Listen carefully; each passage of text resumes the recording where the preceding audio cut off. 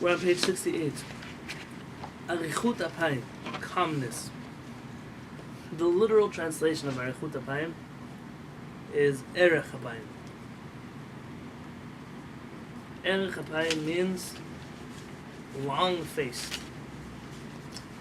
Like aroch. Something's long.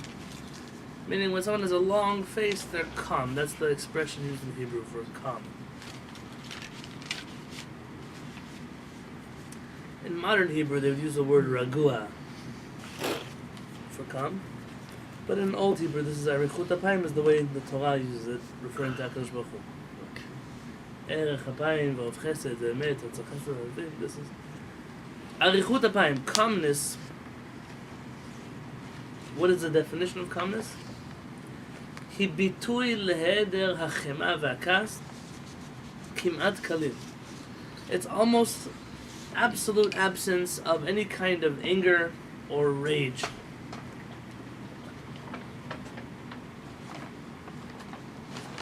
V'hi min hamidot haniviyot. It is one of the prophetic traits. V'atrumiyot, and one of the lofty traits. U'min ha'ta'arim ha'miyuchasim l'Hashem yitaneh. Even Hashem was granted this title, so to speak. We attribute this to Hashem. K'mo shneimar, like it says in Shmot, Erech apayim. We just read this in the fast day. Hashem is slow to anger. Slow to anger meaning calm. U'midah na'ala zo. This character trait. O shetiyeh b'teva ha'adam nitiyah eleha. There may be a person who was born innately with this character trait. Some people just aren't calm in their nature. Al yedei shivui mishkal balev, literally a well-balanced heart. Rabbeinu Avraham ben Rambam follows the science of his father, which states that inside of a person's hearts there are different fluids that are mixed, and they cause for different mental states inside of a person. I don't know if this is up to snuff with modern science, but... It is. It's called dopamine and serotonin and all these, I'm sure if Zev was here, tells in Chinese... neurotransmitters. Some kind of things in the heart. But essentially, a person comes off with a certain disposition. They're born that way, they live that way. They're naturally calmer people. You know such people. And then you have the opposite. ורגיעת הנפש המתעוררת והתחזקות כוח השופט. They're well balanced, they're calm, they're wise, they're calculated.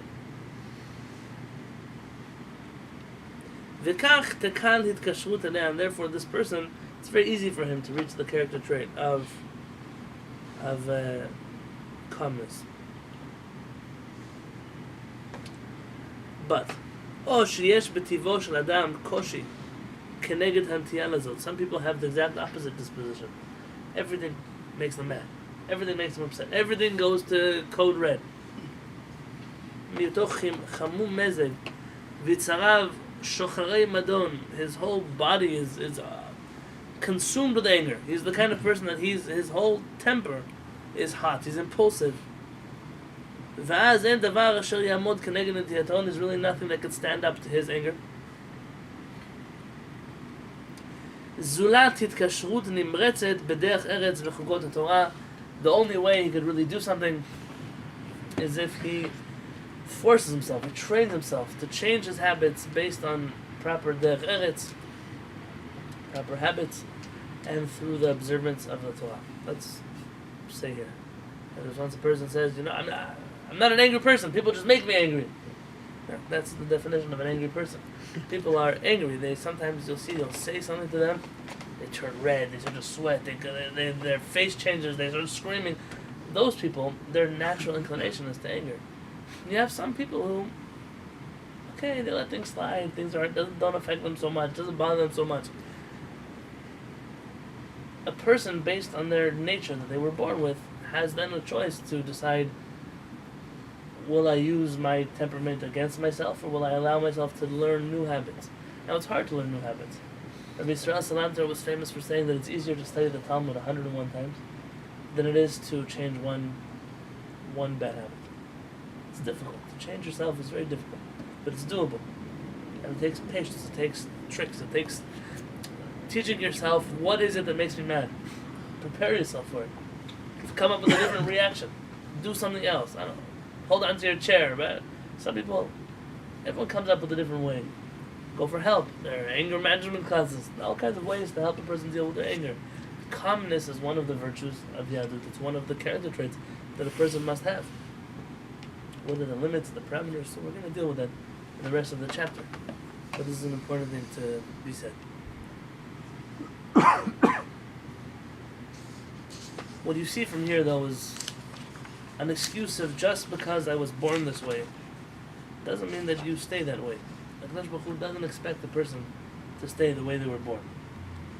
Why some people are born with more challenges than others, that I can answer. That's HaKadosh Baruch Hu's discussion. But just because I was created more angry doesn't mean that I'm allowed, entitled to always be angry. There are certain things in my life that I have to work on. How? Hard work, training. But it goes against who I am. I know it goes against who you are. Half of the Torah is about changing the character traits of who we are and turning them into something positive.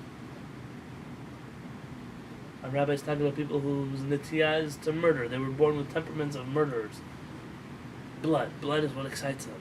A rabbi suggests they should be shochatim, slaughterers, mahalim, circumcisers, but not. They shouldn't. They're not allowed to murder people just because this is their temperament. The same thing here with Arut. A person has to know. So listen, I have a challenge. My challenge is that I'm a more angry person. Another person, this is not his challenge. He's calm, but he has a different challenge. He's stingy, so generosity comes hard to him. Or very often, the person who gets angry is a very passionate person, and that passion translates over into all kinds of good things. He's generous when people need his help, but he's also angry. He gets upset. Things light his fuse much quicker.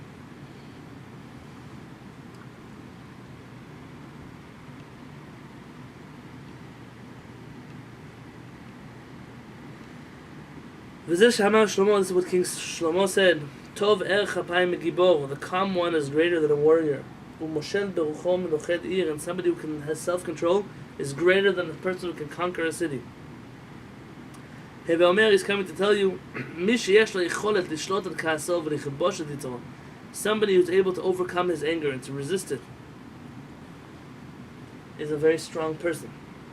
V'alech haladat, it's for you to know ki rechut apayim hamshubachat, that the most praiseworthy calmness, he shlitat koach hasechel al koach hayetzer, is when you're able to control your impulses, your instincts with your mind. V'ribonutav alav, to tell yourself that my mind is in control of my actions, not my heart, not my emotions, not my mind, my intellect is what's in charge. V'afalato al pi ma shemechayvim hadrachat hadat v'shiput hashkafat haTorah. And what controls my mind? HaKadosh Baruch Hu, His Torah.